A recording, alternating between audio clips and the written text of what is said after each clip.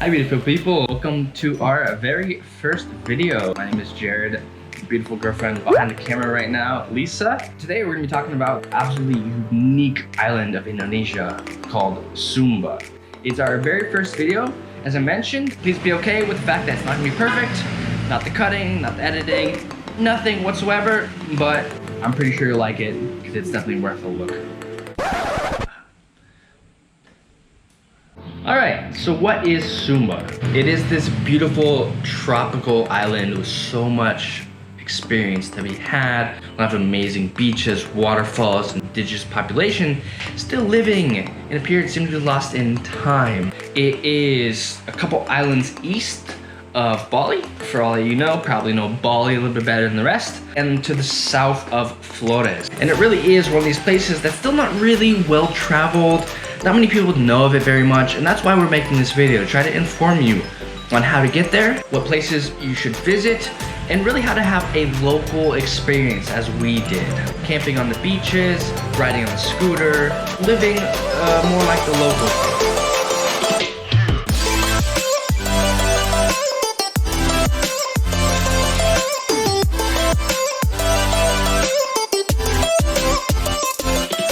There are a couple different ways to get there. You can take a flight, which is the fastest but most expensive way. Here we're talking about the cheapest way, right?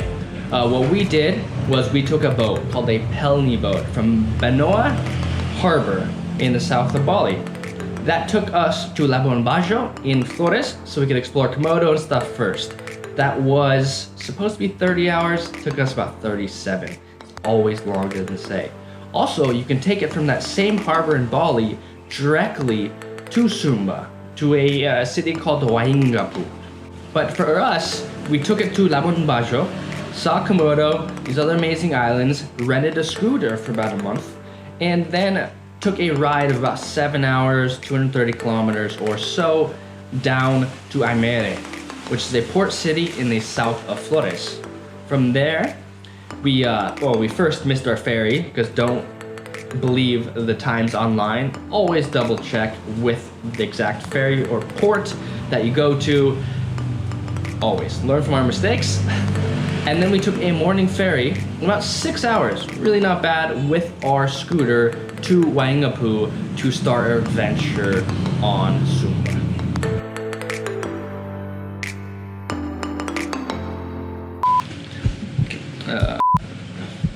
I'm gonna describe like what next, right? Pelni boat is a big boat. I was the only bule, the only white person on there, with a ton of people. It's a slow boat. You'll be sleeping on pads. Be prepared for an experience of, well, non-luxury. This is the cheap way of doing it. We only paid 230,000 rupiah, which is about 17 US dollars. Really not much, right? They do give you a little bit of food on board, but it's only gonna be a little bit of rice and fish over and over and over again. Bring your own food. Definitely do that. That's something you'll be happy you did. Also, be aware that the bathrooms are gonna smell. The place is gonna be dirty. There is gonna be roaches and other nice stuff around. But it's a really cool experience. We met a lot of really friendly people. and it was an incredibly cheap way to get there. So to get your tickets, I suggest looking at Google Maps and finding your nearest Pelni office to buy it directly. You can buy it online, but then you have to go to an Indomart, an Alphamart, and pay for it, and then you also still have to go and pick up your ticket in the morning. So it's really just a pain in the ass. Get the ticket at least a week before, so they can sell out. You could possibly still get it the morning of if you decide real late that you want to do this. However, they could possibly sell out.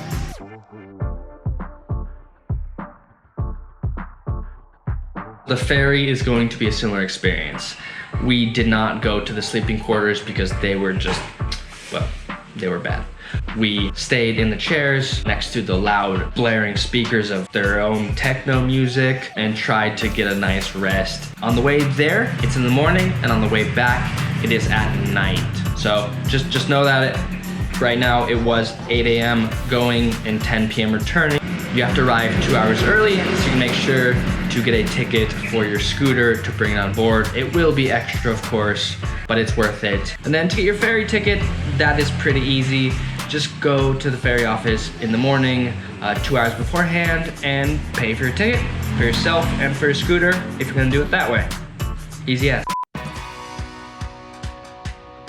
So experiencing the island more like the locals do. Fact is, most people that come to Sumba explore it with a travel agency. So there's a good chance if people are watching this, they may not necessarily agree or have a different perspective on what we're saying. We had it a different way.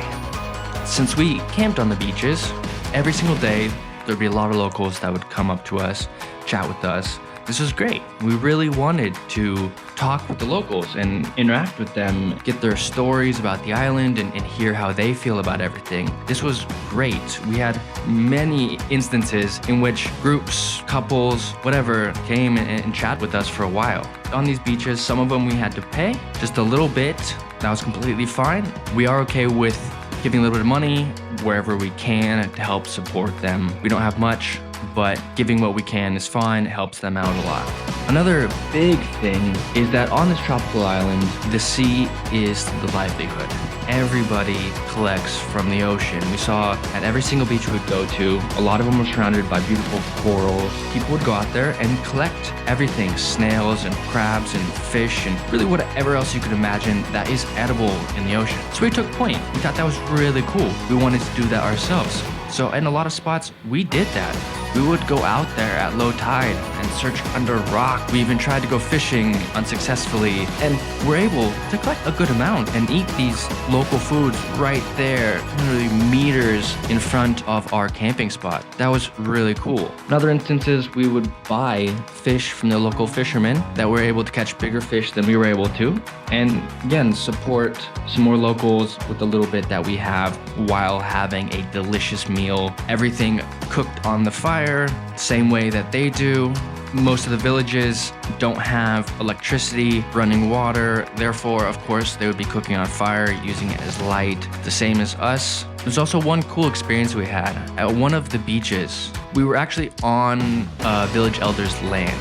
So he came to us one day and we chatted, and he was a little afraid about the safety. So we would actually spend the days on the beaches and then the night at his house, sleeping on his porch, talking with him. He was a 93 going on 94-year-old dude with a lot of experience and some very interesting stories.